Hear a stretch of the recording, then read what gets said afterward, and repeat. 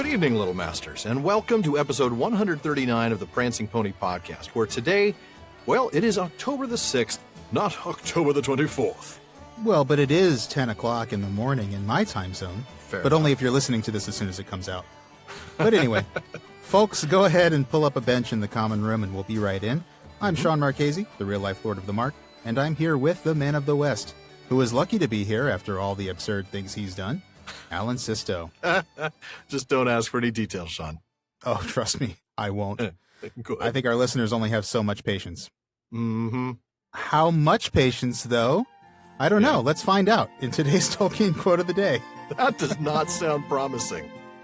Well, okay, it's a great quote, all right? But it is going to require a little bit of lead-in, so that's by a little bit, you mean 20 minutes? Is that what you're saying? Something like that. Yeah, all right. We'll be getting to the point somewhere around the 45-minute mark. All right. No, of course not. No, but seriously, be patient, folks. So the quote that we're going to do today for our quote of the day, I found this while doing some research for our Patreon postscript to episode 137. Uh-huh. I was looking into quotes from some of Tolkien's letters that describe the tone shift from The Hobbit, which I think we can all agree is a children's book, right, to The Lord of the Rings, which is emphatically not. Right. In 1961, one of the letters we dug up for that postscript, in 1961, Tolkien wrote a letter to his Aunt Jane Neve. This is letter number 234 in Carpenter's collection. And he was writing in response to some feedback that she had on some of the poems that he was planning to include in The Adventures of Tom Bombadil. Right. And we talked about this in that postscript. Aunt Jane must have questioned whether some of the poems, specifically some of the vocabulary in the poems, like plenilune and argent, which both appear in Errantry. That was an alternate version of the Eärendil poem that we're going to get to in a couple of episodes. I say we, I mean Sean.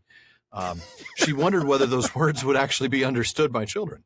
I'm sorry, you said Eärendil and I just got distracted. I couldn't stop. Of course you did. No, but back to the letter. Tolkien responded to Aunt Jane with a couple of paragraphs about how he was done talking down to children in his writing. He felt he had talked down to children in the earlier part of The Hobbit, and he just never wanted to do it again. And then he went on to say that The Lord of the Rings was not written for children. Right. And then he said this thing that I want to quote. So here we go. That didn't take that long, did it? No, not at all. We're like the 2-minute mark. That's great. That's not bad at all. No. So he said, "Children are not a class or kind. They are a heterogeneous collection of immature persons, varying as persons do in their reach and in their ability to extend it when stimulated. As soon as you limit your vocabulary to what you suppose to be within their reach, you in fact simply cut off the gifted ones from the chance of extending it." Wow. Now he then goes on to an examination of the word argent. That's one of the words you just mentioned, and how it conveys something a little different and meaningfully different from the word silver. Sure. And I won't go into that because it's a fairly long paragraph. Very cool stuff if you're a word nerd. But then he gets into another great quote that I want to bring in here. He says, "I think that this writing down, flattening, Bible in basic English attitude is responsible for the fact that so many older children and younger people have little respect and no love for words and very limited vocabularies. And alas, little desire left, even when they had the gift, which has been stultified, to refine or enlarge them." Wow. I don't know about you, man, but I love this pair of quotes. I mean, I love it. I love them as a word nerd. I love them as a parent. It's just a great thing for me to hear. And I just wanted to share it with folks, and what I think Tolkien is saying here is that, you can't treat all children the same, and we don't do them any favors by talking down to them, because you're basically underestimating them and you're not pushing them to learn. Exactly. And I mean, frankly, those are brilliant quotes, but they put me in mind of another quote about children that he had from On Fairy Stories. Now, in that, you might remember, he says at first that children may hope to get fairy stories fit for them to read and yet within their measure, which kind of conflicts a little bit with what he said to Jane about not talking down. But then he follows up on that with this, and I love this. "Though it may be better for them to read some things, especially fairy stories, that are beyond their measure rather than short of it. Their books, like their clothes, should allow for growth, and their books, at any rate, should encourage it." See, I love that. That's great. I'm so glad you found that. Yeah. It totally put me in mind of that when I was reading it. I was like, man, I got to pull that quote. Yeah. Totally. And I love this idea about looking at the child's own abilities and their reach or, this room for growth for them. And I mean, isn't that what we do as parents? I mean, I'm kind of getting into kind of getting into a different podcast topic here, I guess. But I mean, we're dads, don't we challenge our kids? Everybody knows the dad jokes make us dads. Right. Not having kids, just the dad jokes. Just the dad jokes. We made so many dad jokes that somebody just gave us kids and said, here, you guys are doing the job anyway. You made your 100th dad joke. Here's a child. Raise these kids. Your reward is to raise these kids. No, but isn't that what we do? Don't we challenge them to extend? I mean, of course, always. And it's a fine line we walk because you don't want to make them uncomfortable, but you want to help them grow. Oh, I don't mind. You ever read the Calvin and Hobbes comic? I swear I'm Calvin's dad sometimes. Are you really? Sometimes, yeah. You're the dad who would throw them out of the boat to teach them how to swim? Well, no, I'm not that cruel. But no, I don't mind making him feel a little uncomfortable with the words. I don't talk down to him at all. And then he asks me the words, and then I explain them. And the next thing I know, he's using the words back to me. That's exactly it. Exactly. And I do the same thing. I have never talked down to my children. I have always tried to talk to them using the same voice and register that I use with you or with anybody. Right. And even if that means, or the same stupid references that I usually make, because I do that too. So you're making Galaxy Quest references to your 3-year-old? Absolutely. Galaxy Quest references, Princess Bride references. By Grapthar's hammer, get in your room. Yeah. And it's always fun to see my wife kind of chuckle a little bit because she gets them and the kids just have no idea. What I like about that is because even if I have to stop to explain what a word means, I mean, the reward for that is hearing my kids say those words back to me, like you said. I mean, the one adorable thing that my son has picked up, my son's 6, and instead of saying to or also, he's actually picked up my habit of saying as well. Ooh, nicely done. And it's just really cute to hear him say, and I did this as well. I'm like, oh, that's so adorable. Not quite as adorable as hearing him talk about secondary belief, which I did get him talking about. You're kidding me. Last time we went to Disney World, he started, he's kind of getting to that age where it's like, oh, this is fake and all that stuff. I'm right. And so I started talking to him about secondary belief. Oh, that is awesome. And so for 3 weeks after we came back, he would just be at the dinner table like, Daddy, I just don't know if I have secondary belief anymore. And my wife just looks at me across the table and is just like, shakes her head. I can see her now. You did this. Exactly. This is your fault. But no, I mean, it's stuff like that I think is so important, and that's one reason why I look forward to reading Tolkien to my kids someday. I think, as I've said a million times on this podcast, I read the books to them when they were babies, and I read The Hobbit to them when they were 3 or 4. They didn't retain much, but no. But I do use words from Tolkien, and I take every opportunity I can to teach my kids new words. I try to talk a little bit about word origins sometimes, which also usually gets a nice head shake. And we do etymology at our dining room table as well. I'll try to explain to my son, where a word came from. Well, not so much origins, but similar words. He'll. Oh yeah. I can't think of an example right off the top of my head, of course, because I'm under the pressure to do so. But he'll say a word, and I'll say, that's connected to this other word. Yeah, how do you understand what that means? And it's so cool to see the lights turn on.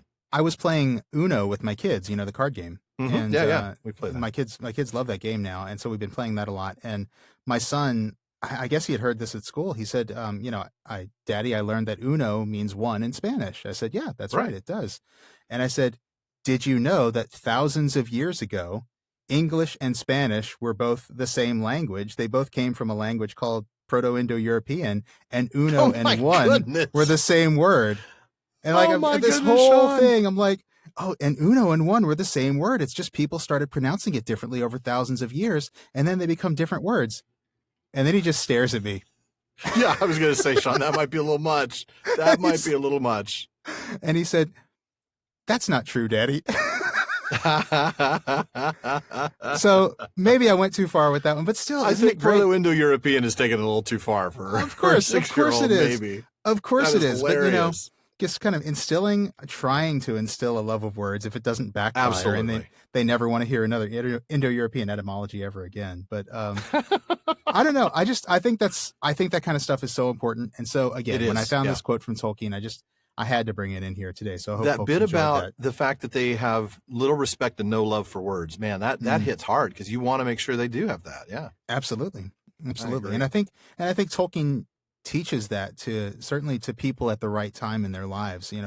If you're in the right place for it and you're receptive to it, it definitely seems to teach people that. I think that's where I learned so much of my love for language. Mm-hmm. Absolutely. Having said all that, because I love this quote and I wanted to talk about it a little bit, right. What I really want to know is what other parents and even what teachers think of this. I know some of you out there have read Tolkien to your children. I know some of you listening have actually taught Tolkien to children. I'd love to hear from you all. I'd love to know, what was your experience? How do you see young children reacting to some of Tolkien's language or some of Tolkien's storytelling style? Does this extend children's reach a little bit the way Tolkien believes it can? Does it leave them with a refined or an enlarged love of words? I'd love to hear from some people who've got a little more experience in this area. Yeah, I think it's a great idea. Folks, we would love to hear from you. So definitely reach out to Bartleman's Bag. Now, though, we are finally ready to start Book 2, Chapter 1. As you know, we're all about the books here at the Prancing Pony Podcast. We certainly are. We do bring you folks other Tolkien stuff from time to time, including personal stories involving our kids. Apparently. But at heart, Alan and I are fans of Tolkien's books and books about Tolkien. That's really our passion. Absolutely. And as you know, we read a lot of books in preparation for the show every week. Now, if you'd like to get your hands on a book that we've mentioned, you're going to want to check out the official library page on our website, theprancingponypodcast.com. Now, there we have links to every book we've mentioned on the show. And there's a lot of other stuff on that website, too. We've got show notes there and book links specific to each episode. We've got some outtakes there. We've got the Prancing Pony Ponderings essays we put up from time to time, and a few other little extras. Now, you'll also find a link to our online storefront where you can find shirts, mugs, stickers, and other great PPP gear as we get our designs up and running. So check that out. Yeah. And now let's get the awakenings and reunions started in mini meetings. All right. My goodness. Here we are back to the text, Sean. It's been so long. I'm super excited. It's been a couple of months since we did this, hasn't it? I know it really has been. I mean, it's, the hiatus was wonderful. Obviously, it's what enabled us to get to Birmingham, but it's been a while. So I'm glad to be back in the book. And you know where we are? We're at the beginning of book 2. We are going to start. Like a pretty good place to start, doesn't it? At the very beginning, exactly. And that is where I'm going to start. I'm going to read the first little bit here. Frodo woke and found himself lying in bed. At first, he thought that he had slept late after a long, unpleasant dream that still hovered on the edge of memory. Or perhaps he had been ill? But the ceiling looked strange. It was flat, and it had dark beams richly carved. He lay a little while longer, looking at patches of sunlight on the wall and listening to the sound of a waterfall. "Where am I, and what is the time?" he said aloud to the ceiling. "In the house of Elrond, and it is 10 o'clock in the morning," said a voice. "It is the morning of October the 24th, if you want to know." "Gandalf!" cried Frodo, sitting up. There was the old wizard, sitting in a chair by the open window. "Yes," he said, "I am here. And you are lucky to be here, too, after all the absurd things you've done since you left home." Frodo lay down again. He felt too comfortable and peaceful to argue. And in any case, he did not think he would get the better of an argument. Just like me arguing with my 6-year-old. Oh, I do wish there are times where it would be nice if my son decided he didn't think he would get the better of an argument. I don't think he ever thinks that. That's good. That must be nice. Sorry. Let's go ahead and talk about this chapter. I think we should, Sean. I really do. So was it an unpleasant dream, or had he been ill? That's an interesting thought. And of course, he doesn't recognize where he is. Not surprising. A little bit of a Toto, we're not in Bag End anymore moment. Boy, you're not kidding. He's gone through a lot, to be fair. The last few days when he was conscious were pretty brutal in terms of, what he was enduring. So there's that. Yeah. I also thought there was an interesting observation here that Hammond and Scull pointed out. The House of Elrond, or Gandalf says in the House of Elrond. In previous editions that were printed before 2004, you might note that the word house is capitalized, but it was changed to the current lowercase, Hammond and Scull say, following Tolkien's lead, where he took care to distinguish house meaning domicile from house meaning dynasty. So if you do have an older version, you'll see that that's capitalized. Right, exactly. That's interesting. Especially because, the last time we saw this place, it was referred to as the last homely house. So I guess there is there would be a precedent for capitalizing it. But yeah, when you look at it like that, the House of Elrond, it makes it look like, Right. House Atreides or something like that. Yeah. House Atreides, House Harkonnen. Yeah. Right. Exactly. All right. And then, of course, Gandalf refers to the absurd things you've done. We're going to get to a list of those things as Frodo starts to realize what he did. Oh, yeah. It's a little bit like waking up, after a crazy night, like, oh man, did I put on the ring? Oh man, that was a bad idea. What did I do in the bar last night? I don't remember anymore. I do love, there's something so Gandalf about saying, all the absurd things you have done. Gandalf has this way, this very comforting way that, again, sort of disarming. Yeah, it is. And he's an old friend of Frodo. He's going to tell it like it is. And I kind of love this because he says this, but he also says it in a way that's, it's friendly. He's critical, but friendly. He's ribbing him. He's joshing with him a little bit. Exactly. Yeah. Yeah, I agree. And then, of course, even though we don't read this, I love that after he thinks about all those things, then the first thing he asks is, where's Sam and are the others all right? Boy, there's your fellowship theme right there, huh? Oh, yeah. I mean, his first thought is for those guys. Is really selflessness. I mean, he's putting his fellows before himself. Yeah. Once he's come to, it's like, hey, what about those guys? Right. So that's really cool. And then I was going to let you ask the next thing. Sorry, Sean. Yeah, no, I was actually just looking at this word madness. It just caught my eye just now. That's a strong word to use about putting on the ring in the dell under Weathertop. I mean, obviously it was a mistake. We know it was a mistake. Right. But Frodo's now looking at it as madness. I think that word says so much, doesn't it?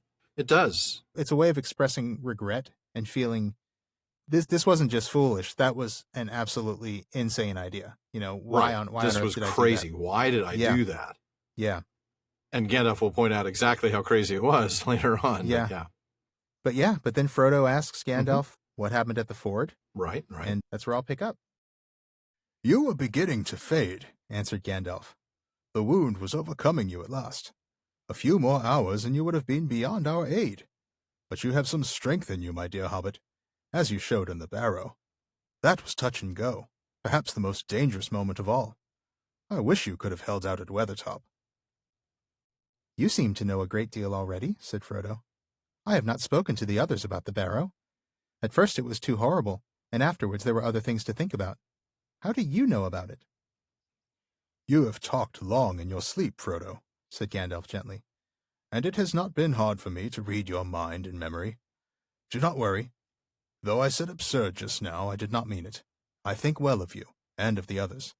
It is no small feat to have come so far and through such dangers, still bearing the ring.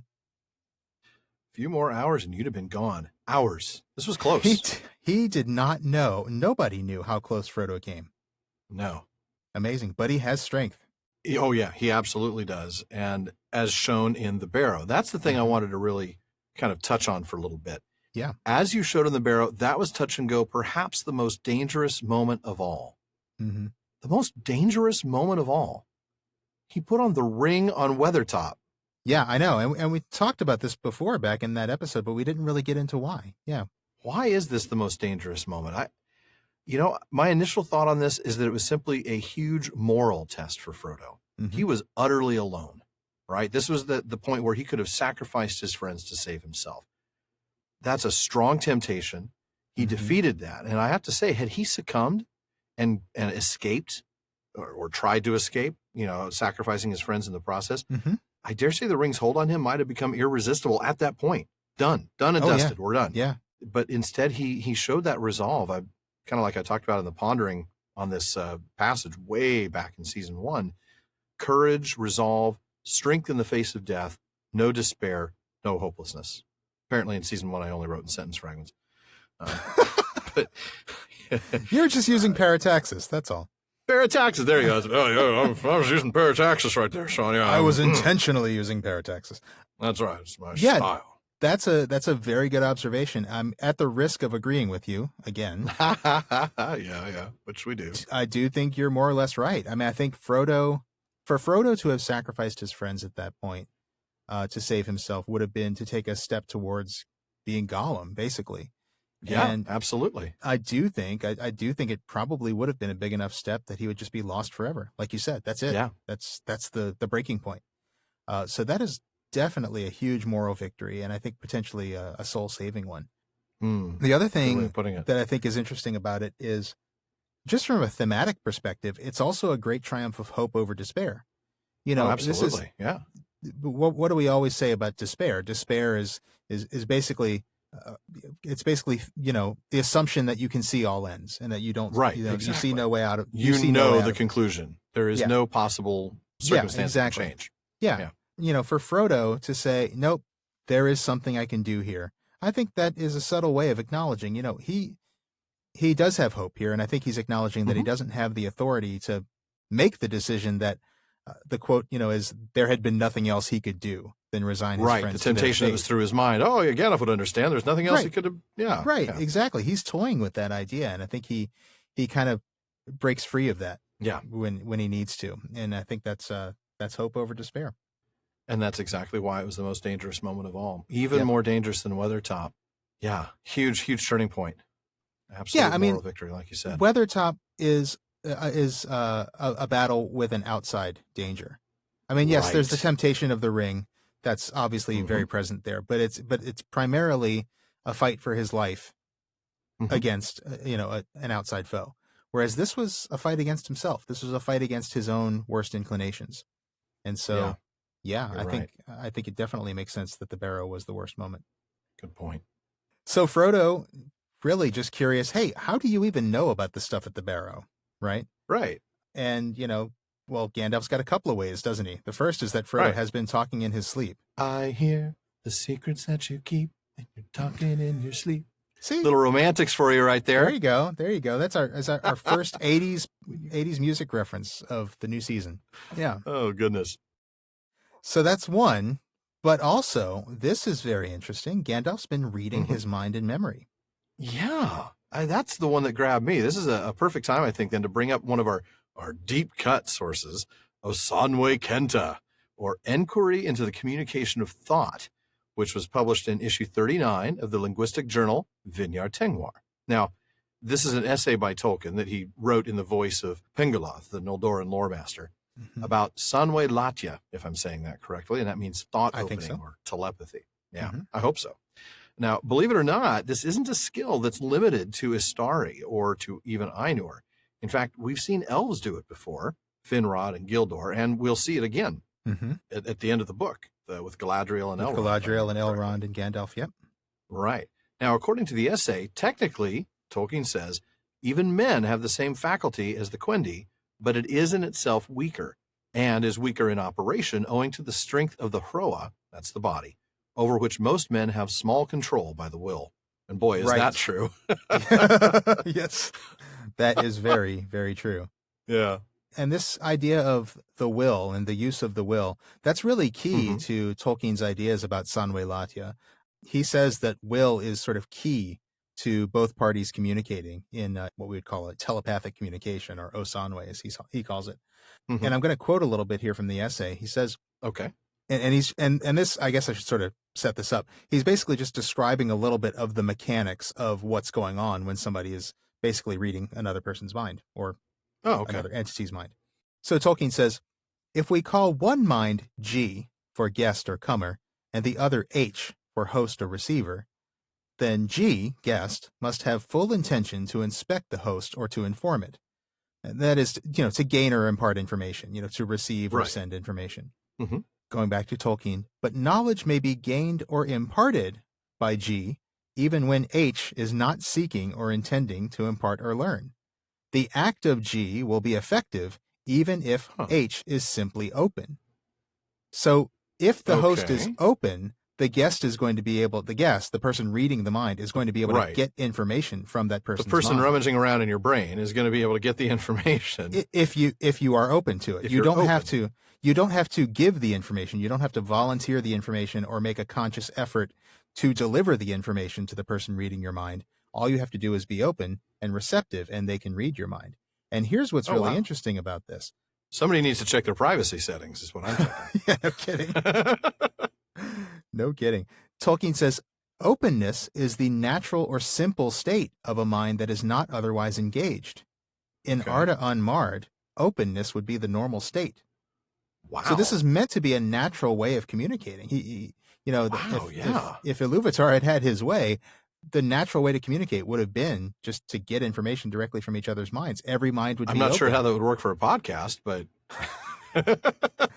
I don't know, but I probably wouldn't have to drink as much water when we're doing this. There you go. It'd be a very quiet podcast. I mean, the idea, it's kind of a beautiful thought, the idea that there would be no barriers, that everybody would be able to communicate openly. And so that's really interesting that Frodo, in his sleeping state, he did not have to give the information to Gandalf. He's open. Gandalf is able to read that information, everything that's happened along the way. But this is interesting. Tolkien says, every mind has, from its first making as an individual, the right to close, and it has absolute power to make this effective by will. Nothing can penetrate the barrier of unwill. So, well, except for Bester. I mean, he's a P12 and a Psychop, so I'm pretty sure he can penetrate the barrier of unwill. Oh, Bester. He could read the mundanes. Bester. What's he been up to lately? Hunting out freedom fighters, pulling wings off flies, annexing the Sudetenland. Annexing the Sudetenland. I've forgotten about that line. That was brilliant. I love that line. It's one of my favorite Babylon 5 lines of all time. That was a Garibaldi line, wasn't it? It was Garibaldi, or was it Zach? It might have been Zach. Oh, yeah, it might have been. I think it might have been Zach. That's awesome stuff, man. But that's cool. So nobody, I mean, it's like you said, like privacy settings. Yeah, if you want to keep somebody out, you can keep somebody out. Nobody's going to force down that wall. They can't force down that wall. All you can do is open it. Huh. And that's just cool. It's interesting, that Tolkien, well, first of all, that Tolkien thinks this stuff through to this degree and spends time, describing the privacy settings of all the mind. The details. Yeah. That's amazing. But I think there's a couple of things that I think are important to know about this. You first read this and you're like, oh, dude, Gandalf's been reading Frodo's mind. Is that okay? I know, exactly. But, hey, Frodo, do you feel violated yet? Right. Well, yeah, exactly. Really. Exactly. But, but that's the way Tolkien has laid it out, that's the way it was intended to be. And Gandalf is simply communicating with Frodo via what should be the natural method. Mm-hmm. I wonder if, is Frodo allowing that because he's asleep, and is he actually unable to close at that point? In which case, I don't know, there might be some ambiguity, some moral ambiguity there. Lack of consent, right? Yeah. Exactly. Or does he, because he's so close to Gandalf, right. And Tolkien, that's where I'm thinking. And while I don't have these quotes in front of me, Tolkien does talk about affinity, sort of the relationship between people being also an aid to an element in the effectiveness of the. Yeah, that makes sense. So because they're so close, does Frodo feel Gandalf's presence even though he's asleep, and does he allow him to read his mind? I mean, we don't know, but these are interesting things that are sort of hidden below the surface of this exchange. That is interesting, and it's going to be something to keep in mind in terms of how Gandalf obtains some information. I don't know. Yeah. Sometimes we think it's just a narrator, playing games, and somehow the character has information that he shouldn't have. But now, we realize Gandalf's armed with this ability. You got to figure, as Omaya, he's able to do this more easily than most. Oh, I'm sure. If human beings may not have much control over the Hroa, but as Omaya, Gandalf must. And of course he must. I mean, even though he's literally embodied in a flesh body that can die. Yeah, it's not a raiment. He would still have much, much more control over it than any man would. Yeah. I like how he walks back his absurd comment. I said that, but I didn't really mean it. I think well of you. That's so typical of Gandalf. He gives you the grief. He pokes, holes in you a little bit, and then he says, "Oh well, exactly. He walks it back. Yeah. He's gentle. He comes back a little bit more gently. Mm-hmm. Yeah. Yeah. So Frodo then comes out and says, we couldn't have done it without Strider. We really needed you. We wish you had been there. We didn't know what to do without you. And Gandalf says simply, I was delayed. Yeah. And, and a few words. And Frodo presses him, doesn't he? He says, he really wants to know what happened. Well, because Gandalf doesn't say anything other than it nearly proved our ruin. But that made me think of this insightful comment about fate and free will that Hammond and Scull pointed out. It actually comes to us from an article in Beyond Bree from June of 1991. In a 1991 letter to Beyond Bree, a man by the name of David Cremona points out what we've often said, that events like the hobbits getting lost, or in this case, Gandalf being delayed, turn out to be just the right thing. And he adds this awesome nugget that frankly sounds like something one of us would have said. I think Tolkien would have argued that had they done otherwise with a good intention, that too might have led to the quest's end, but by a different path. Iluvatar, as ever, does not compel or predestine, but his plans are far-seeing and the roads to his ends many. Boy, is that Spabimmy in a nutshell or what? Exactly. Yeah. It is fate and free will. It is Spabimmy. It is how Iluvatar gets things done in a world where people are moral free agents and can choose the decisions that they make. Mm-hmm. Yeah. And phenomenal. And I think when we get to the Council of Elrond and we learn more about how Gandalf got delayed, I think we should talk about how that delay might have worked out for the best. Oh, absolutely. Since we'll have several episodes to get through it. Yeah, we will. We absolutely will.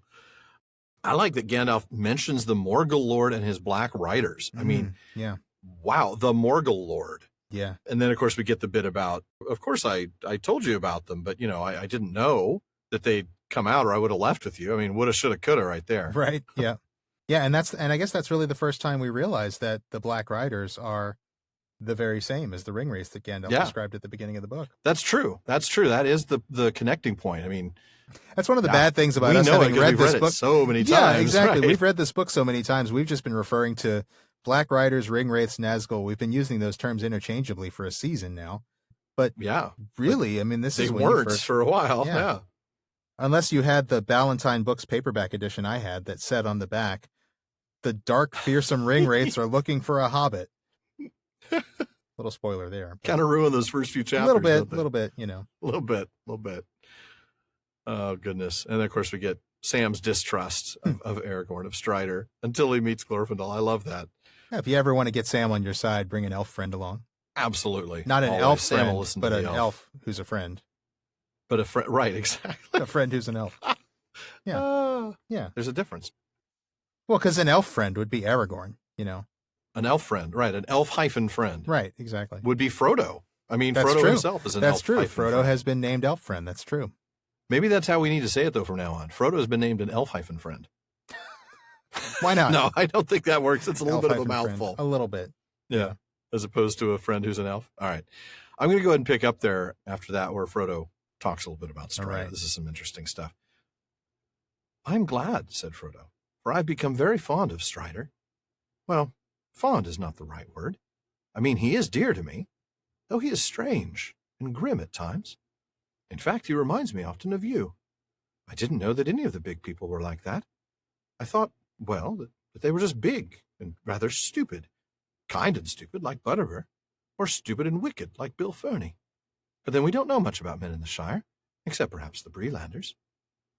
"You don't know much even about them if you think old Barliman is stupid," said Gandalf. "He is wise enough on his own ground.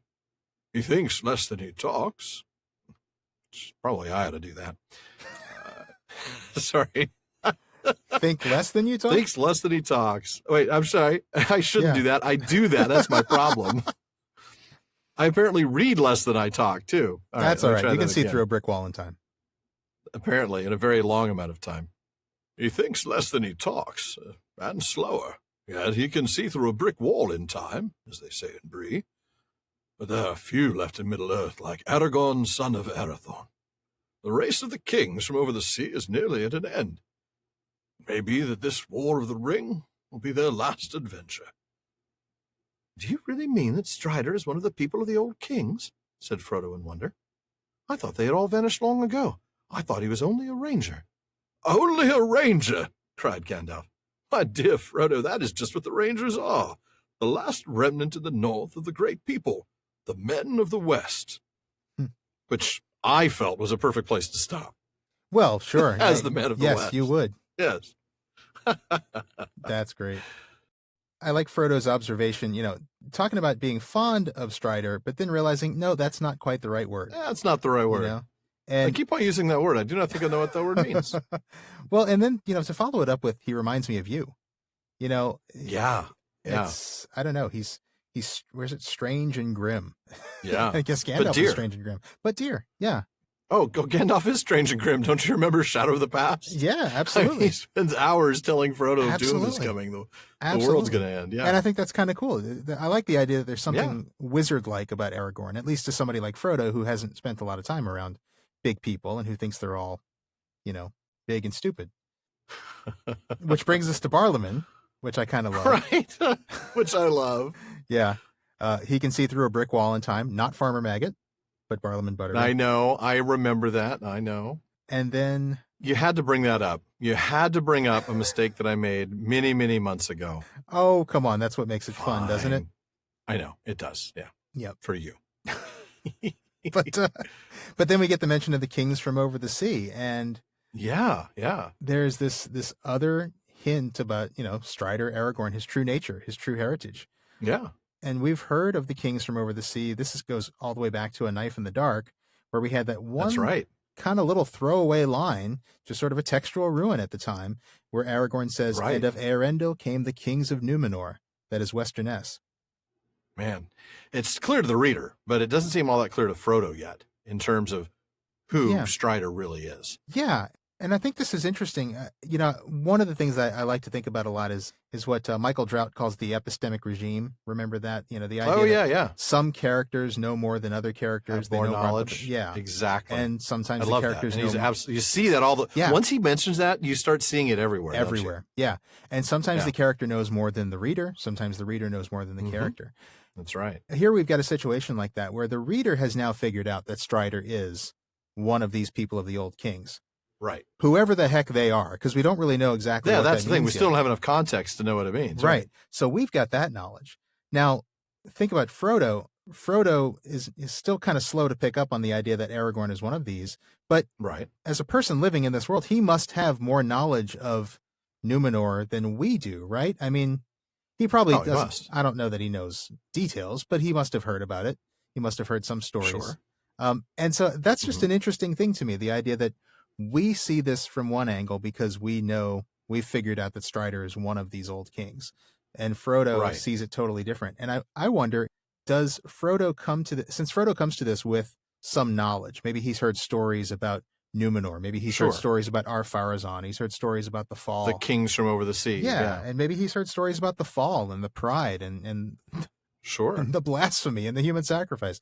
And the blasphemy. And does that kind of and does that kind of stuff make him go, wait, how is Aragorn one of those people? It's... Oh, so the knowledge maybe keeps him from recognizing. Exactly, yeah. That's interesting. Yeah. I don't know. That is an interesting thought. Yeah, we won't know. It's speculation, but it's an interesting thought. Yeah. I like the line, only a ranger. I look back to the first page of At the Sign of the Prancing Pony. The Bree folk called them rangers and knew nothing of their origin. They were taller and darker than the men of Bree, and were believed to have strange powers of sight and hearing, and to understand the languages of beasts and birds. Now, some of that may just be a rumor and hearsay, but clearly the Rangers are seen by the men of Bree as something, more than human. Yeah, definitely. And even I'm remembering when Tom Bombadil even hinted way back in Fog on the Barrow Downs that they were still out there somewhere. He said, "Yet still some go wandering, sons of forgotten kings walking in loneliness, guarding from evil things, folk that are heedless." I mean, that sounds just like Aragorn. That sounds like... It does. It does. That sounds like he has watched Aragorn and written a sentence about Aragorn. That's true. It absolutely does seem that way. And of course, Tom, undoubtedly has. I'm sure he probably has, yeah. Has awareness, I'm sure, of what's been going on. Yep. Good stuff. Well, let's see. The next passage, we're going to skip a little bit here to Frodo talking about how he can't quite figure out how in the world it got to be the 24th. Really, it ought to be the 21st. And Gandalf immediately deflects. You've talked more than is good for you. How do you feel now? But then you're going to go ahead and pick up after that. Yep. You will soon be sound again. Elrond has cured you. He has tended you for days, ever since you were brought in. Days? Said Frodo. Well, 4 nights and 3 days, to be exact. The elves brought you from the ford on the night of the 20th, and that is where you lost count. We have been terribly anxious, and Sam has hardly left your side day or night, except to run messages. Elrond is a master of healing, but the weapons of our enemy are deadly. To tell you the truth, I had very little hope, for I suspected that there was some fragment of the blade still in the closed wound. But it could not be found until last night. Then Elrond removed a splinter. It was deeply buried, and it was working inwards. Ooh. Frodo shuddered, remembering the cruel knife with notched blade that had vanished in Strider's hands. Don't be alarmed, said Gandalf. It is gone now. It has been melted. And it seems that hobbits fade very reluctantly. I have known strong warriors of the big people who would quickly have been overcome by that splinter, which you bore for 17 days. Just another sign of that hobbit strength, huh? Yeah, absolutely. Yeah. They're like walking anti-Sauron weapons, man. They've got like a natural saving throw against Sauron. There you go. A natural saving throw. I love it. Well, before we get to that, because we're going to talk about that a little bit more, I want to talk what we learned at the beginning of this passage, which is that Elrond has cured you, has tended you for days. Mm-hmm. Elrond's healing is, well, shall we say, legend. Wait for it, dairy. Sorry, what show was that? I don't know. You said it now. How I Met Your Mother. The guy that played Doogie Howser, right? He used to do that. Neil Patrick Harris. He would say something Harris. That was legend. Wait for it, dairy. That's the one. And that was always actually quite annoying. But Elrond's healing really is legendary. I mean, truly, even though we're going to see Aragorn do some pretty impressive stuff in Book 6, he recognizes Elrond's superior skills. This is in the Houses of Healing, I believe. And he says, would that Elrond were here, for he is the eldest of all our race and has the greater power. And that is also interesting that he says, of all our race, given that Elrond is an elf lord and Aragorn is a man. But, of course, we have to remember that Aragorn is descended from Elrond's brother Elros. That's right. Yeah. And they are the same family, just many generations separating them. many generations. Yep. Absolutely.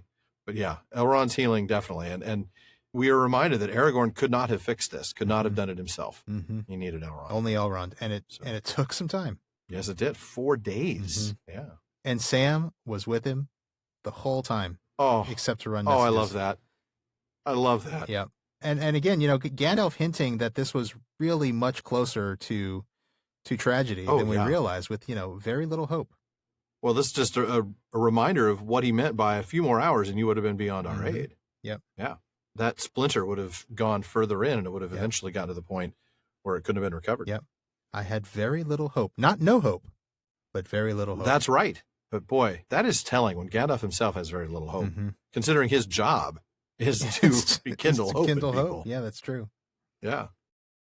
So let's talk a little bit about the blade. We already talked about it recently about the blade itself melting, and now we've got the splinter as well, which appears to have been melted intentionally. Get rid of it. Kill it with fire. Yeah, exactly. Yeah.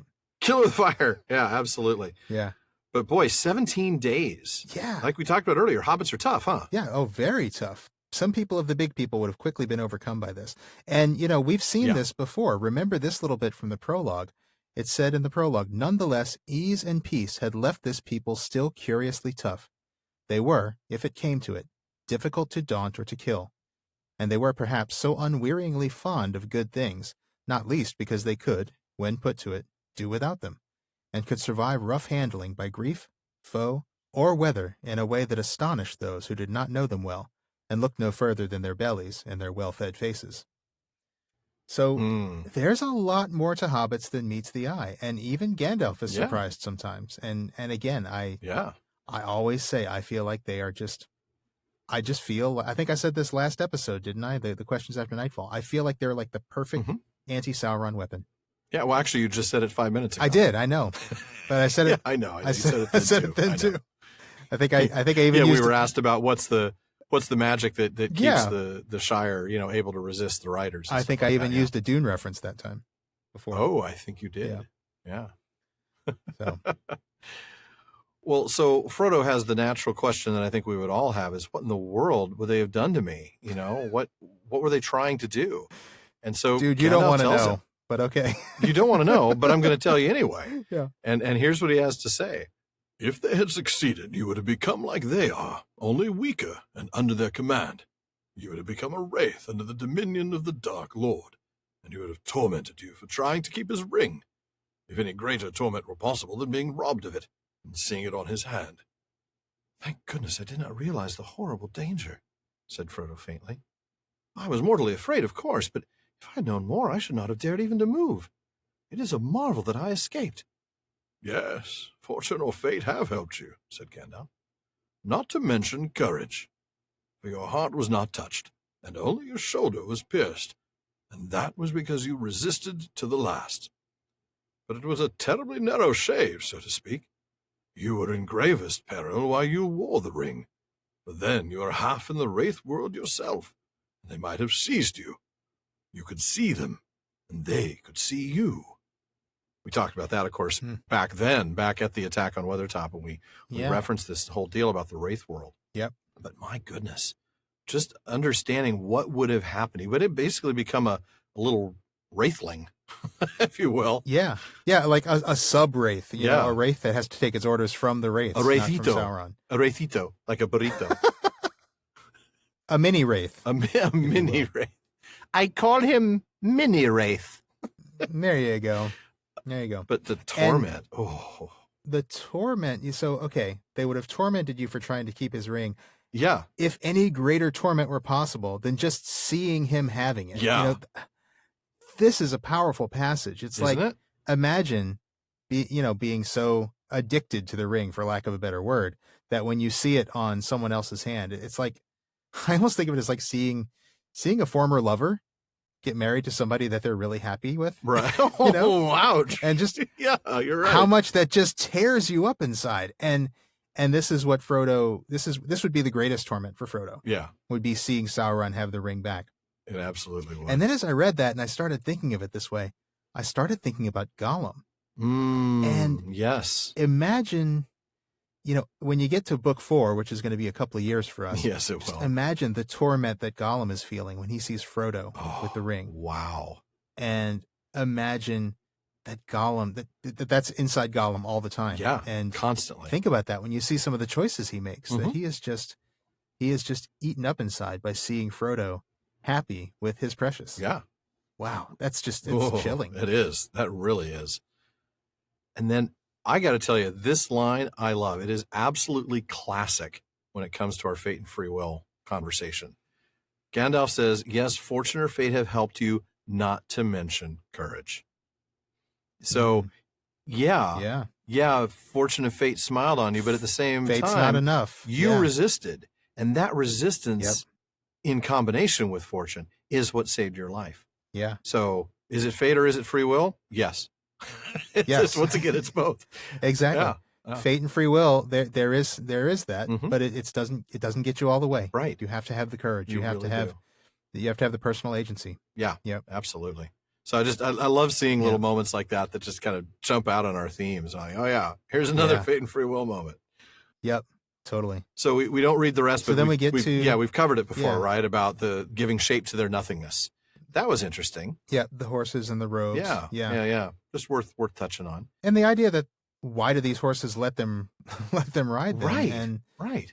And Gandalf gives us this great passage, which I know we've talked about before. Right. Which is why I didn't mark it for reading, but it's right. Yeah.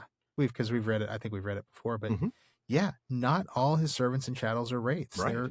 There are other things working for Sauron. Let's talk about some of those. Yeah, let's absolutely. I think, we know about orcs, we know about trolls. We didn't necessarily know that trolls are working for him. I mean, we've encountered trolls who are not working for Sauron, so there are some free agents out there. Orcs, certainly. But then there's this wargs and werewolves. We'll get to men, too, but the wargs and werewolves is interesting because I just wanted to recap that. We've touched on this a couple of times back in episode 32 when we talked about Beren and Luthien. And then again in episode 64 when we got to out of the frying pan into the fire, when we were dealing with the wargs underneath the trees that the dwarves and Bilbo were in. Right. Yep. I wanted to touch on that again because the text here gives us that really clear distinction between wargs and werewolves, even if it doesn't define them, right? I mean, it indicates they are different things. There are wargs and there are werewolves. But the text of The Hobbit gives us the definition of wargs. It says that, but even the wild wargs, for so the evil wolves over the edge of the wild were named, cannot climb trees. In other words, wargs are a subset or type of wolf that meet two conditions: living over the edge of the wild and being evil. So all wargs are wolves, but not all wolves are wargs. Right. Yeah. And it's not just where they live, but also that bit about them being evil. That's key. Yeah, it's both conditions. Yeah. And Tolkien himself actually even mentioned this in a 1966 letter that's referenced by Douglas Anderson in the annotated Hobbit, where Tolkien says about the word warg, and I think we talked about this in season 2 as well. He says, it is an old word for wolf, which also has the sense of an outlaw or hunted criminal. I adopted the word, which had a good sound for the meaning, as a name for this particular brand of demonic wolf in the story. And that word demonic is key too. Oh, it's strong. And then we get another reference to that same word in letter 297. It's a footnote to that letter. Mm-hmm. Tolkien says, the word warg used in The Hobbit and The Lord of the Rings for an evil breed of demonic wolves is not supposed to be Anglo-Saxon specifically. He explains that it was given Germanic form representing the noun common to the Northmen of these creatures. So there's our little sidebar. I know we've talked about that twice referring before. to them as demonic. And right. Yeah. Yeah, exactly. It's not like it's something we haven't touched on, but it's been so long that we felt like it was probably worth mentioning. So we should probably bring out our old Venn diagram again. That was so much fun. I should dress that up a little bit graphically. That was, pretty subpar. Yeah. It was one of our first little bits we put out there, but that was pretty cool. Yeah, that was a lot of fun to put together too. But that's where we're going to have you pick up, because Frodo has the obvious question. We're here. Is this a safe place to be? Because there's a lot of people out there, a lot of servants, right? Orcs, trolls, wargs, werewolves, and men, warriors and kings. Oh, and their numbers growing daily. Really? So exactly. Yeah. That's a pretty bad place to be. That's not good. Are we okay here? Yeah. So what does Gandalf have to say to Frodo on that? Well, the answer is not great. No, it's not. And here it is. That's good. Frodo says, "Are we safe?" And Gandalf says, "Yes, at present, until all else is conquered. The elves may fear the Dark Lord, and they may fly before him, but never again will they listen to him or serve him. And here in Rivendell there live still some of his chief foes, the Elven Wise, lords of the Eldar from beyond the furthest seas. They do not fear the ring-wraiths, for those who have dwelt in the Blessed Realm live at once in both worlds, and against both the seen and the unseen they have great power." "I thought that I saw a white figure that shone and did not grow dim like the others. Was that Glorfindel, then?" "Yes, you saw him for a moment as he is upon the other side, one of the mighty of the firstborn. He is an elf lord of a house of princes. Indeed, there is a power in Rivendell to withstand the might of Mordor for a while, and elsewhere other powers still dwell. There is power, too, of another kind in the Shire, but all such places will soon become islands under siege if things go on as they are going. The Dark Lord is putting forth all his strength." Thanks, Gandalf. Yeah, that paints a really optimistic picture there. Great. Yeah. Islands under siege. Or little circles of light, you might even say. There you go. You might say that. But yeah, Rivendell will be safe until the end. Yeah. Sort of the last one down, right? Right, exactly. But it will be conquered. Yeah. If every other place is conquered, Rivendell will be conquered. So it's not safe forever. No. Now, I want to get back to something at the beginning of this passage. We understood that the elves can, they fear Sauron. They may fly before him, meaning they leave Middle-earth and go back to Amon because of him. Never again will they listen to him. We know they did, right? The whole Celebrimbor thing. Or serve him. Mm-hmm. Serve him? Now, that implies something that we haven't really seen. The idea of elves willingly serving Sauron. What's up with that? Yeah, we haven't seen any reference to it in this book yet. No. But if you go back to some of the other things we've read, yeah, there is evidence that they actually did serve him. I'm going to go back to Of the Rings of Power in the Third Age for this one. Mm-hmm. So that's the last section of the Silmarillion. Folks will remember it from season 1. Yep.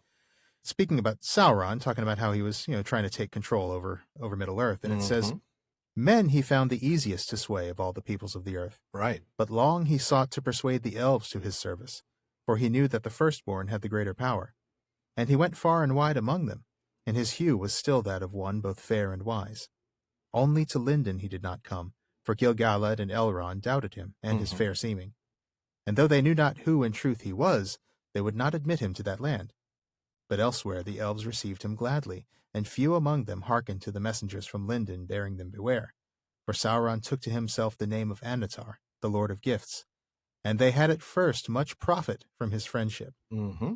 Now, that says everything except explicitly saying they served him. It says that he was trying to persuade the elves to his service. Right. It says that the elves of Eregion received him and got a lot out of his friendship, which tells me that they must have been giving him something. But then check out this passage that I found in Unfinished Tales, which says very explicitly that Celebrimbor and the Gwaithí Myrdain, remember that's the jewelsmiths of Eregion, right, that they actually did serve him. Again, this is in Unfinished Tales. Okay. "Before long, Sauron had the Gwaithí Myrdain under his influence, for at first they had great profit from his instruction in secret matters of their craft. Mm-hmm. So great became his hold on the Myrdain that at length He persuaded them to revolt against Galadriel and Celeborn and to seize power in Eregion. Yeah. And that was at some time between 1350 and 1400 of the Second Age. Okay.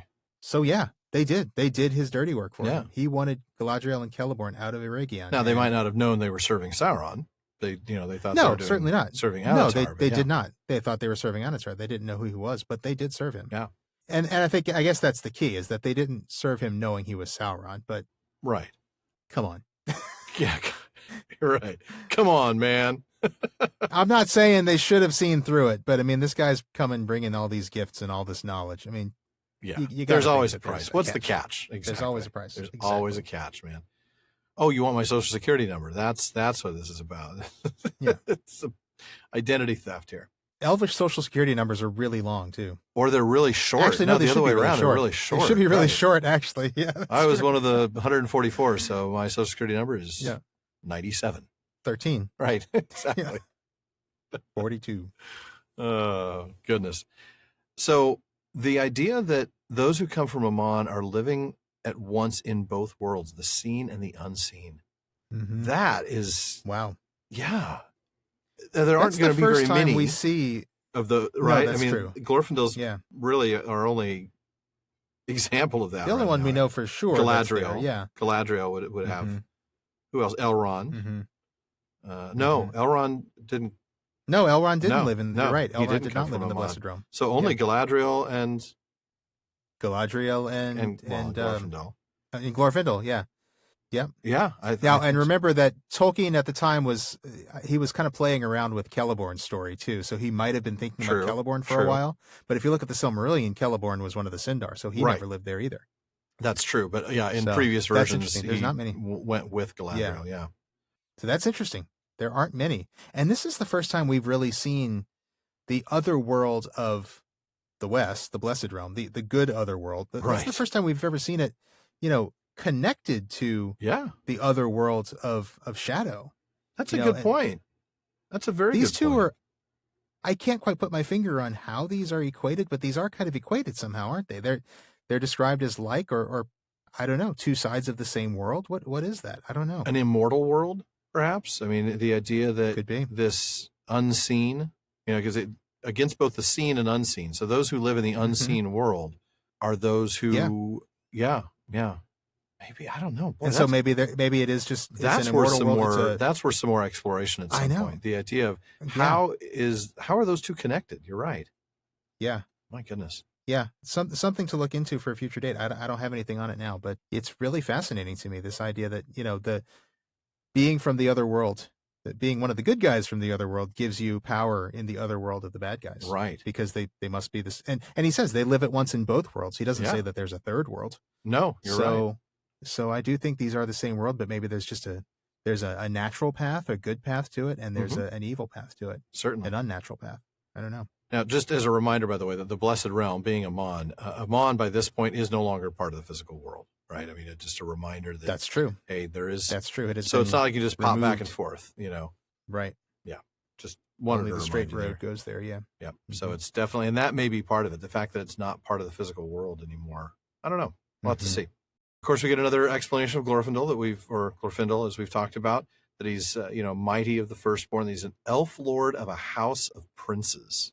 Mm-hmm. Yeah. And we know that. We know a bit about his lineage. That's right. Mm-hmm. Glorfindel's questionable lineage. Elsewhere, other powers still dwell. So. Yeah. Not just Rivendell. There's other places. Tom Bombadil, anybody? Little islands. Yeah. Yeah. Yeah. Maybe. Lothlorien, certainly. What else? Fangorn, maybe? That's what I'm thinking. Fangorn. I mean, I think, the Ents have some power there, no doubt about it. Yeah. And then the Shire is explicitly listed. Absolutely. Mm-hmm.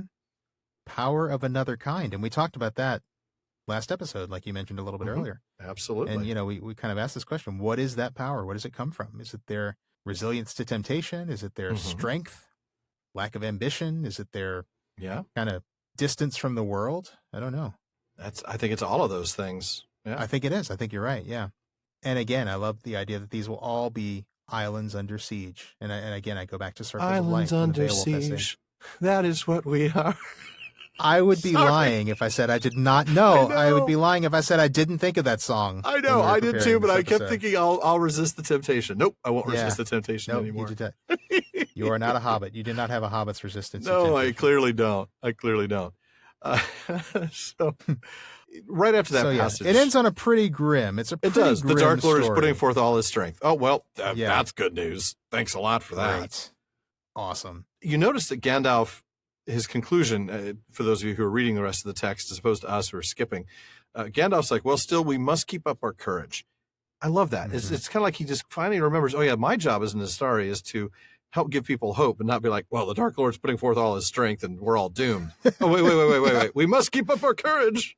It's sort of a hope and despair moment again. The one sentence one of the Astari should never say is, well, we're dead. So he does. He comes back. He says, hey, keep up our courage. You will soon be well. And then he gets a little joke in there, doesn't he? If I don't talk you to death. If I don't talk you to death. Which also may be his kind of point of saying, I'm going to stop talking pretty soon.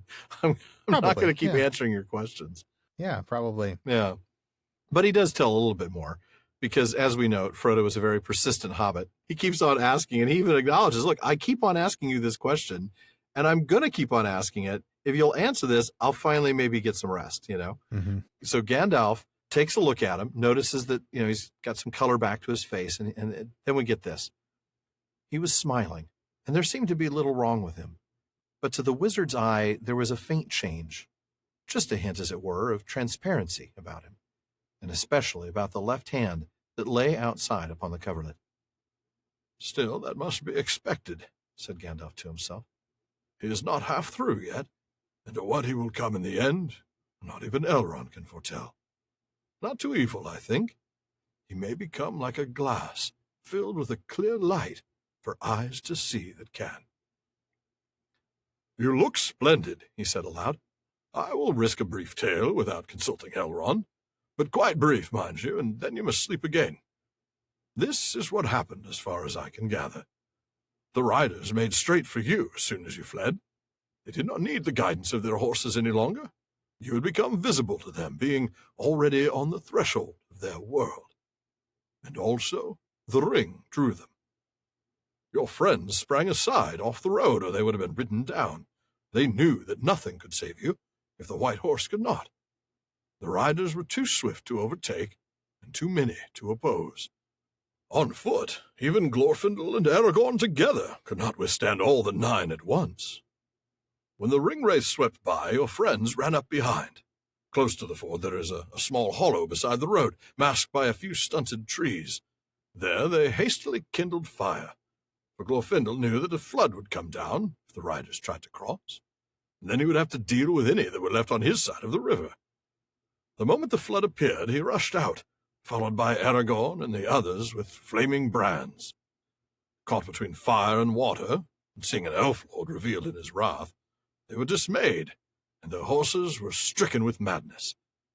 3 were carried away by the first assault of the flood.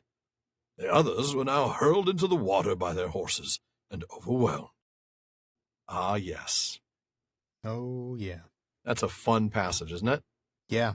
I think we need to go back to the beginning, don't we? Well, it's a very good place to start, always. I agree. The glass filled with clear light. Of the reading, which is the middle of the paragraph. Yeah, the glass filled with clear light. Yeah.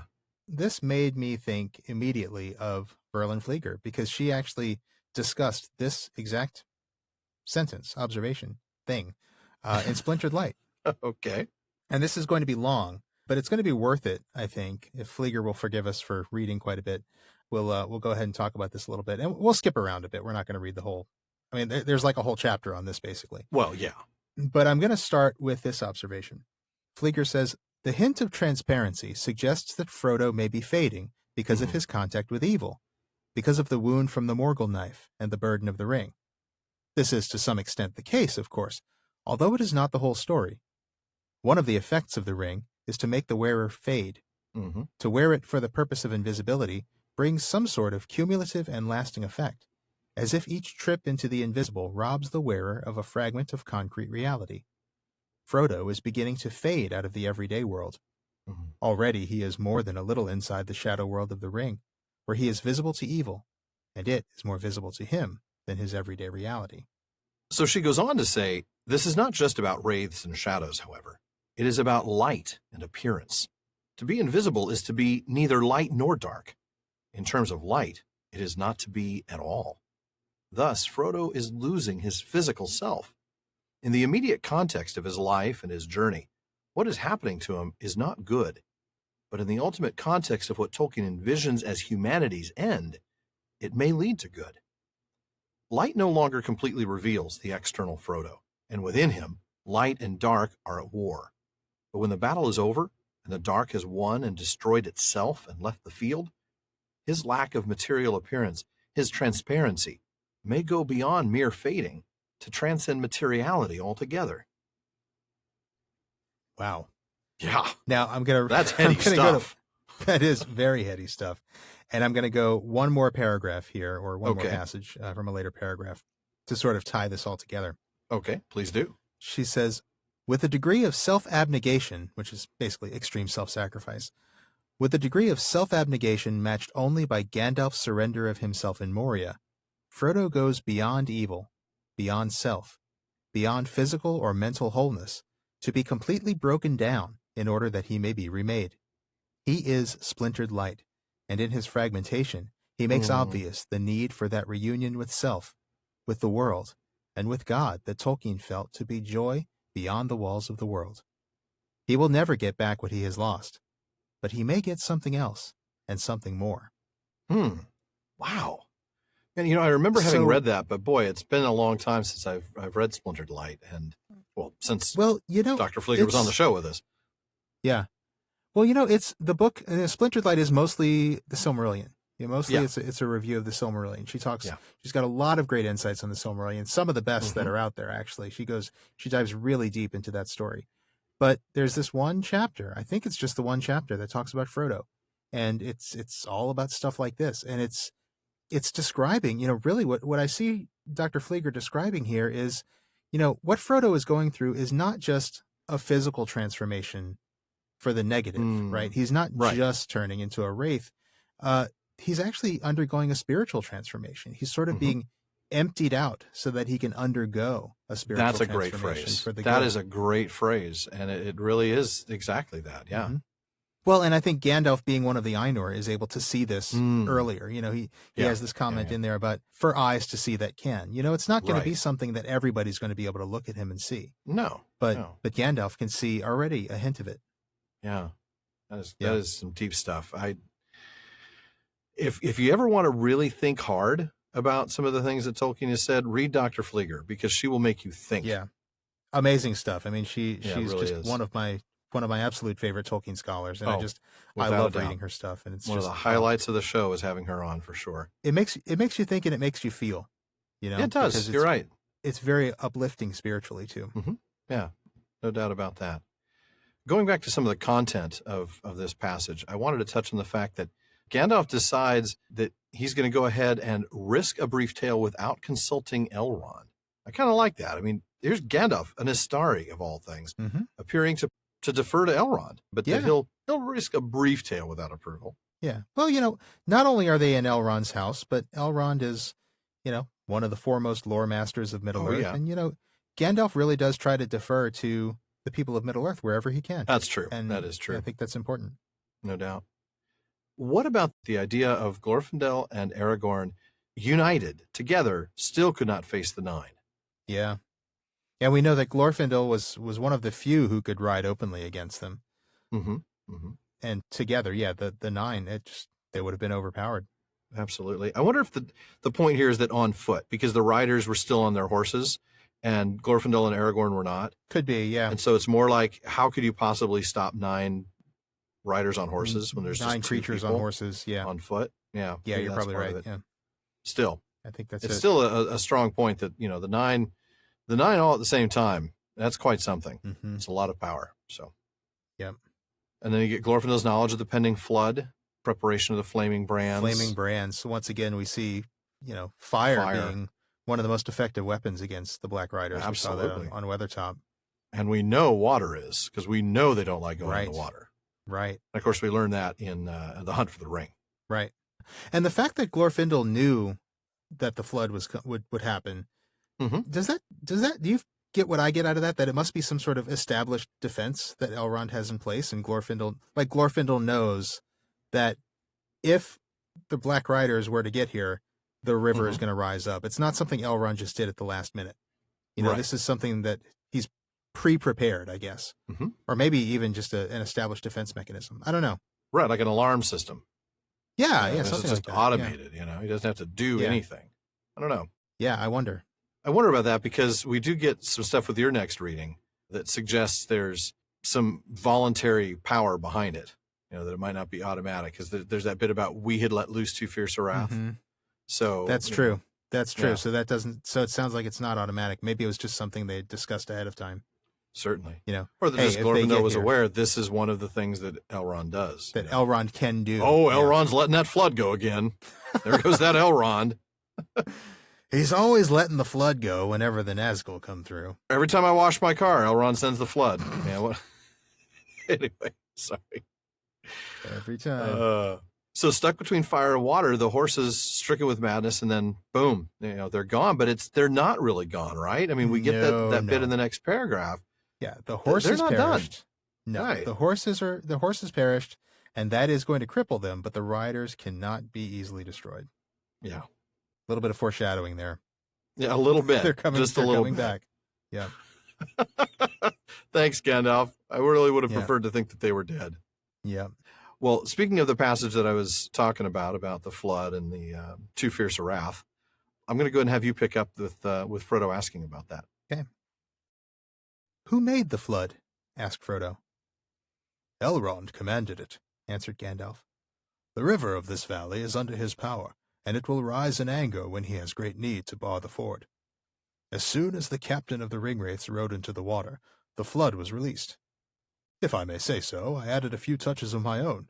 You may not have noticed, but some of the waves took the form of great white horses with shining white riders, and there were many rolling and grinding boulders. For a moment I was afraid that we had let loose too fierce a wrath, and the flood would get out of hand and wash you all away. There is great vigor in the waters that come down from the snows of the Misty Mountains. Indeed, there are. So I was just thinking of the shining white riders. If they're on horses, are these knights? Because if they're knights and they're in white, are they wearing white satin? Are they? I was going there knights too. In white satin? Are they knights in white water? Knights in white water. Never reach the end. Trying to sing in tune there, man. Trying to sing in tune. Ring wraiths I've written. Right. Never meaning to end. Yeah. Oh, that's terrible stuff. That is awful. I should not be allowed to do that. That is really, really bad. And we're asking terrible. Not only our listeners to endure that, but even our Discord listeners, because folks, this is one of the episodes that we're letting people listen into live while we record. Yes. Just a reminder that is an option. We are so sorry. We are. But really, we're not terribly sorry. We actually stopped doing it. So going back to the question of whether this was, going back to that question, I don't know. Elrond commanded it. It says the river will rise in anger when he has great need to bar the ford. That does make it sound like this automated, is something right. automatic. And that You're right, it sure does. Maybe Gandalf was doing, Gandalf's stuff is certainly voluntary. I added a few touches of my own. The knights in white satin, for example. And the spiritual boulders. So, is this related to the ring? I mean, interestingly, he doesn't have the ring of water. That's the one that Galadriel has. That's Galadriel, He has the ring of air, but the river is still under his power. Mm-hmm. So, I don't know. Yeah, I don't want to read too much into the whole elemental thing. No, and we've talked about it before, and we've wondered, is it some sort of air power, some sort of elemental power? And I don't think it is. I mean, it says here the river is under his power. It doesn't say the winds are under his power. So that's true. So I mean, you know what it could be? Remember some time ago when we talked about Gandalf and we talked about the way he uses Narya to kindle hearts, and we talked about the way that his ring, the elemental power of his ring is more metaphorical. He uses it he kindles hearts. Fires in hearts, right. He doesn't actually turn hearts to cinder. Right, exactly. Not helpful, Gandalf. He doesn't shoot fireballs, he kindles hearts. But maybe this is another metaphorical kind of power. Maybe Maybe you could say Elrond is using Vilya to, I don't know, inspire the river to rise up or breathe. I don't want to say breathe life because he's not doing that, but, breathe animation into the river. I don't know. Mm-hmm. Metaphorically speaking. Right. Or it may just be that because this is his realm, the river is under his Could command, just be some good old-fashioned elf magia that the ring is enhancing. There you go. Mm-hmm. Magia. Boy, there's a flashback. Good job, Sean. Nicely played. Oh, I think about that one once a week. Magia and Goetia. That's such a cool one. Isn't it? It really is. So coming then to Gandalf's touches, we've already embarrassed ourselves about Knights in White Satin, but then we get the Rolling Stones, don't we? Moody Blues to the Rolling Stones, man. That would be right. Moody Blues to Rolling Stones right here. Yeah. It's a musical night on the Prancing And Pony Frodo podcast. got front row tickets to see the Rolling Stones for free. With Moody Blues opening up for them. Yeah, exactly. I mean, what a deal that is. Do you know how much those front row seats will go for these days? Yeah, definitely. Too Fierce a Wrath. What do we have here? Gandalf's actually a little concerned, like maybe we overdid it. Guys. Yeah, I know. Oops. There's these. Yeah. There's some red dots coming towards the green dot. I think the red dots are the rocks. Yeah. We're the green dots. Yeah. Bad news. So there's a meme. There's got to be a meme somewhere of, well, that escalated quickly. That's a good point. I like that. People will be happy to know that I'm about to do the last reading of tonight's discussion. I think after all this. Do it. Take us home. Frodo's very glad to be safe, and Gandalf says, "Yes, you are all safe for the present. Soon there will be feasting and merrymaking to celebrate the victory at the fort of Bruinen, and you will all be there in places of honor." "Splendid," said Frodo.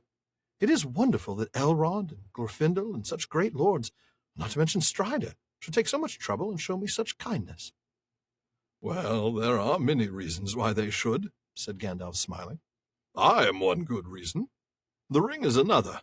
You are the ring bearer. And you are the heir of Bilbo, the ring finder." "Dear Bilbo," said Frodo sleepily. "I wonder where he is. I wish he was here and could hear all about it. It would have made him laugh. The cow jumped over the moon, and the poor old troll." With that, he fell fast asleep. So, folks, that may wrap up our discussion on the first part of mini meetings, but we are certainly not done yet. We've got Bartleman's Bag coming your way here in just a minute. And even when that's done, well, the talk continues all night long at the Prancing Pony if it doesn't get blown away by rolling and grinding boulders. Yes. Yes, because we'd all rather see the Rolling Stones than hear the talk go on. Of course we would. Yeah. But truthfully, we've always got lots of discussion happening in our social media spaces. At our common room on Facebook, you'll find comments, questions, corrections, and more on every episode, as well as updates from us throughout the week. Just look for the Prancing Pony Podcast on Facebook and click the like and follow buttons. Mm-hmm. And we're also on Reddit now, actually. That's right. Come check out our new subreddit at r/prancingponypod for the newest common room on the internet. That's right. Now, you can also find us on Twitter at Prancing Pony Pod and on Instagram at Prancing Pony Pod. Follow us wherever you might be. And if you like us, share us on Facebook, Twitter, Reddit, or anywhere else you can find Tolkien fans. And if you really want to let the world know your feelings about us, give us a review on iTunes. The more reviews we have, the more visible our podcast is. And that helps others find us and this great community of Tolkien fans that we've all built together. Absolutely. And if you'd like access to exclusive content like postscripts, quarterly specials, PPP swag, and more like the listening to us on Discord, check out patreon.com/prancingponypod to find out how you can join the fellowship of the podcast. Now, I think it's time to see what old Bartleman has in the mailbag for us tonight. Sean? Okay. Well, our first question came in from Brannon C. over the summer, after listening to one of our episodes on Book 1. Brannon said, "In listening to episode 126 on Strider, I think I may have found an error. Don't worry, this time it may actually be in the text and not your commentary." Oh, thank goodness. I know, right? That would be a first. Let me know what you think. Aragorn said he last met with Gandalf on May 1st at Sarn Ford, and that Gandalf said that his business with Frodo had gone well, and that Frodo would start for Rivendell the last week of September. But the letter from Gandalf, delivered by Butterbur, and read just one page prior, states that bad news had reached Gandalf, and that Frodo should leave by the end of July at the latest. Okay. So does this mean that Gandalf was aware that Butterbur had forgotten to give the letter promptly, but somehow this was counted as going well? Or is this an error that was overlooked in the revisions of this chapter? I can't reconcile it within the story, so I'm inclined to think that this has some explanation in an oversight of revision. Please let me know what you think. All right. Now, when Brandon sent this to me, my first thought was, well, that's interesting, because I certainly don't remember this being mentioned by Hammond and Scull in the Lord of the Rings, or A Reader's Companion, which they are always very good about catching errors in the text. Yes, they are. As it turns out, the reason they hadn't caught this is because it is not an error. But it is a bit of a confusing timeline, so I think we might need to clarify that a little bit here, Brandon. Alan, you want to start? Sure thing. The first thing we need to keep in mind is that when Aragorn saw Gandalf at Sarnford on May the 1st, and Gandalf told him everything was going well, that was actually before Gandalf sent the letter. Gandalf sent the letter from Bree. Well, it never left Bree, but you know what I mean. He put it in the mailbox, so to speak. He left it in Bree, yeah. Right, exactly. And he did that on Mid-Year's Day, which would be the equivalent of around June 21st, midsummer, or the summer solstice. If we go back to Book 1, Chapter 3, Three is Company, now that chapter starts 2 or 3 weeks after the conversation in The Shadow of the Past, and begins with Gandalf telling Frodo, "You ought to go quietly, and you ought to go soon." After some dialogue, Frodo suggests leaving in autumn, on or after our birthday, which Gandalf agrees to. Now, that conversation must have taken place before Gandalf saw Aragorn at Sarnford, which is supported by the text. The text tells us that the conversation between Gandalf and Frodo in The Shadow of the Past took place on April 12th and 13th. So 2 or 3 weeks later is anywhere from April 26th to early May, which fits with Aragorn saying he saw Gandalf on May 1st. But here's the interesting thing. Gandalf didn't leave the Shire in April or even May. At least he didn't leave and stay away. The text of Three is Company tells us that Gandalf stayed in the Shire for over 2 months, until the end of June. And that's when he left, and that's when he came upon Radagast not far from Bree. And of course, remember, it was Radagast who told Gandalf that the Black Riders were looking for the Shire. That's right. And that's what Gandalf was referring to in this chapter when he said, "I heard news of them only after I left you in June." That's right.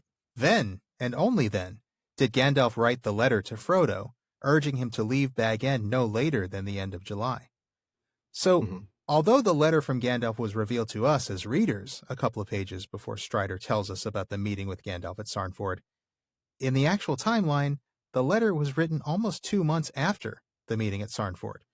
When Gandalf actually met Strider back in May, when that meeting took place, everything was actually going well.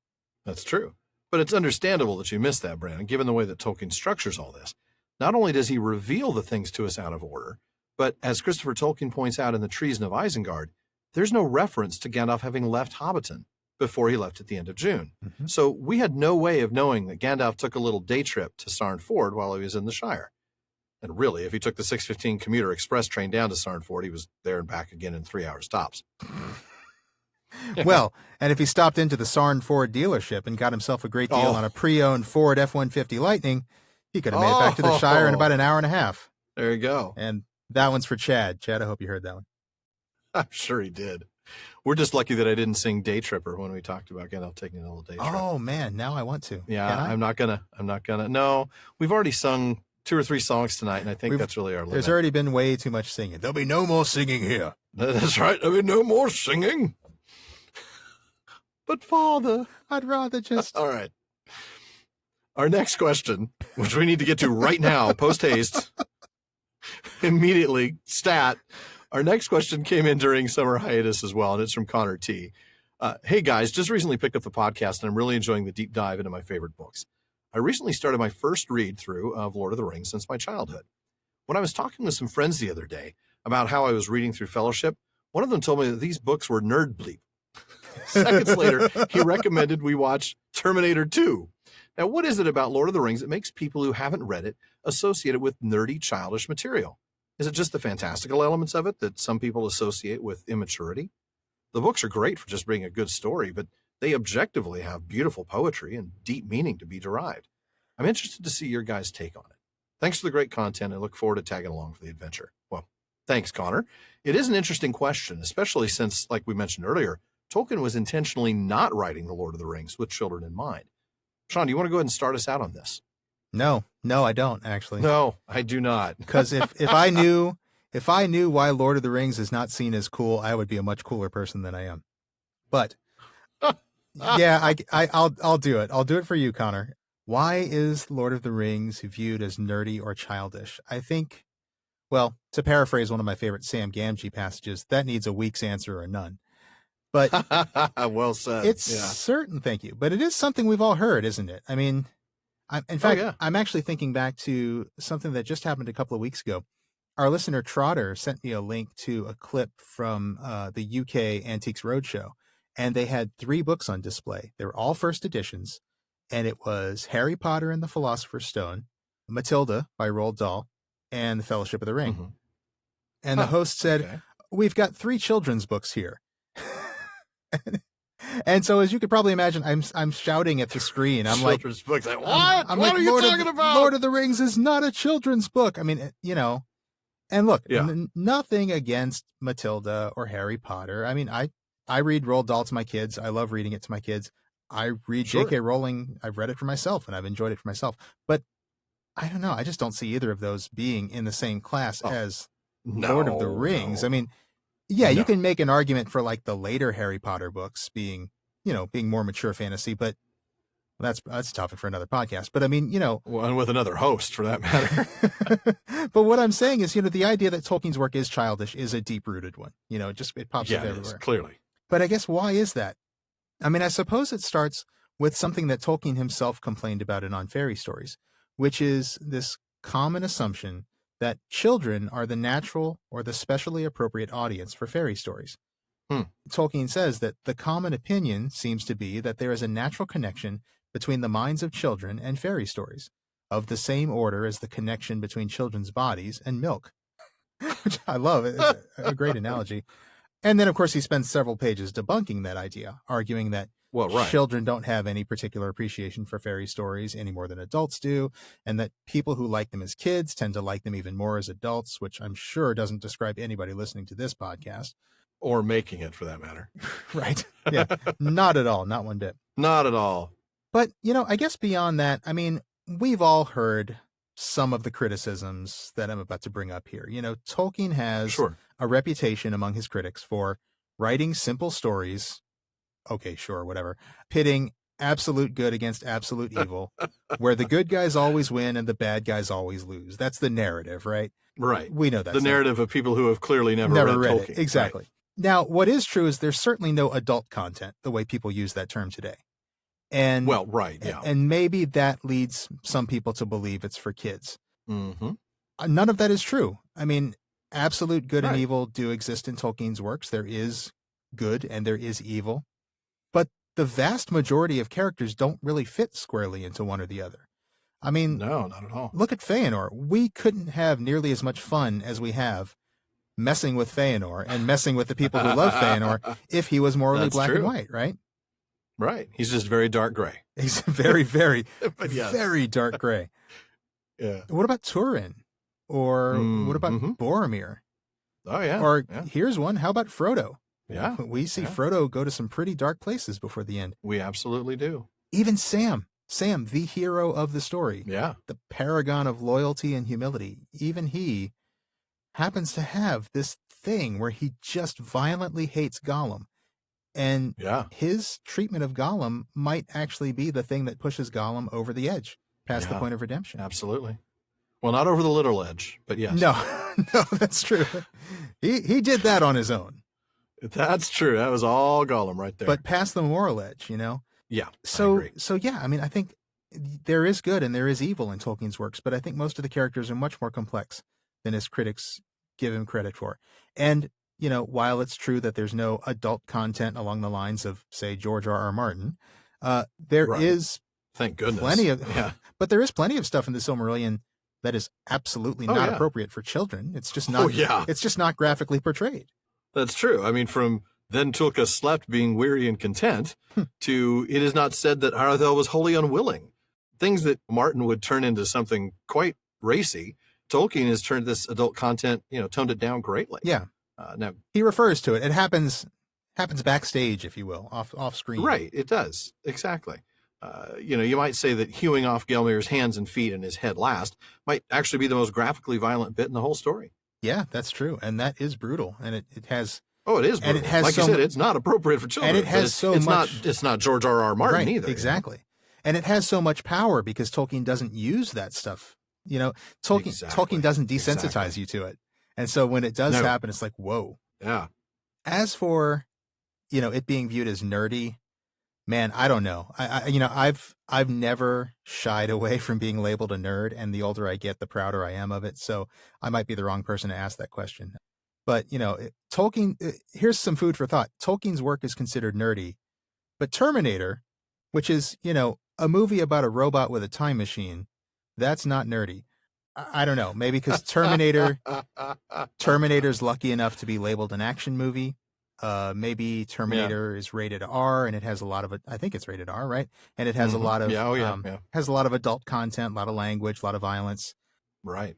But I don't know. I don't know if that's the answer. I mean, because I do remember when Peter Jackson's Lord of the Rings movies came out, Lord of the Rings was pretty cool then. It was not really seen as all that nerdy then. I remember tons of people asking me, you know, wanting to learn more about Tolkien and stuff. So sure. No, I agree. I don't know. Maybe it has something to do with Lord of the Rings just not being current now. Could be. Or it being old-fashioned. I don't know. I have a lot of thoughts about this one, but I'm sure. But what do you think? Well, I'm probably going to anger some people with this, but yeah, I have some thoughts. I'm sure you're surprised. Uh-oh. Where's this going? No, I don't think it's going anywhere bad. First is that Tolkien's work has a really deeply moral element to it. Not, like you said, the characters are black and white, and quite the opposite, as we've proven. But there is an unwritten or unsaid expectation of right and wrong that has an external source. That's the key, because it's in stark contrast to kind of postmodern thought that moral relativity is I'm trying to find a way to phrasing. Postmodernism embraces moral relativity, right? This is right for me, but it's not right for you, or this is wrong for you, but it's not wrong for me. In Tolkien's world, that doesn't fly. You know, in Tolkien's world, that's not the way it is. Things are either right or they are wrong for everyone. And I think that culture and certainly clash, you see something like that. You see something like that in Game of Thrones, and I guess we need to be careful. It's not like you're saying that. No, I'm not criticizing people who like those stories. It's not that they're not like saying that at it's all. Just the art. Yeah, right. It's just the art. And what I'm saying is that Tolkien's world has this viewpoint that is no longer prevalent in our society because we are postmodern now. So we have this tendency to kind of go that route. And frankly, going any deeper into that, it's like Sam's line you mentioned earlier. That's a week's answer or none. But I needed to at least mention it, I think. Yeah. But like you said, old fashioned, like I said, you know, and you kind of got a little bit more to the point of what's old fashioned. That is, exactly. Right. That is the old fashioned aspect to it. And then the other kind of old fashioned aspect to it is the other thing you talked about, the fact that the media that lacks elements that are considered adult, I think people tend to ignore them or tend to lump them into childish categories. You know, it doesn't have any graphic violence. It doesn't have lots of profanity or nudity or sexual content. And things like that are pretty readily dismissed by critics and fans alike. I mean, I was looking it up the other day. Out of the top 100 movies with domestic box office gross, 4 of them were rated G. So, I mean, that tells you a little bit. And even Lord of the Rings, they had to aim for that PG-13 spot. They didn't want R, but they certainly didn't want a G or PG. That would have been too tame. because movies get a PG and suddenly it's labeled a kids movie. Yeah, right, exactly. And these days it's so hard to get a G that PG has almost impossible. That's become the default kids movie standard. Yeah. So I think interesting. Those are some of the things that are at play here. I mean, I'm sure there's a lot more to be said, but our opinions aside, that wraps it up for another episode of the Prancing Pony Podcast. So please be sure to join us again next week when Frodo discovers an unexpected benefit of his difficult journey to Rivendell. Let's just say it's effective, but it's probably not the weight loss program we'd recommend. No, probably not. Now, as always, we want to thank each of you for listening, and we want to give a very special thank you to our ever-growing list of patrons at the Kieran's contribution tier. To May in Alaska, James in Virginia, Tamsin in Minnesota, Emily in Texas, Chad in Texas, Lance in New Jersey, Paul in Colorado, Jerry in Texas, and Bruce in California. Thank you all very much. Wow. Thank you indeed. That list is growing. And it is just, it's amazing. Thank you all so much. It really is. Yeah. But folks, make sure you don't miss a single episode of the Prancing Pony Podcast. Subscribe to the show through iTunes, Spotify, or your favorite podcast app. And one last thing as always, don't forget to send your questions, comments, and most of all, your magical grinding boulders, not too fierce, mind you, to barlaman@theprancingponypodcast.com. Yeah, Barlaman's not always punctual with the mail, but we'll get back to you as soon as we can. Yeah, by not always, we mean almost never. He's absolutely never. Right. And your question or comment may be featured on an upcoming show. Well, folks, this has been far too short a time to spend among such excellent and admirable listeners. But until next time. Farewell, friends.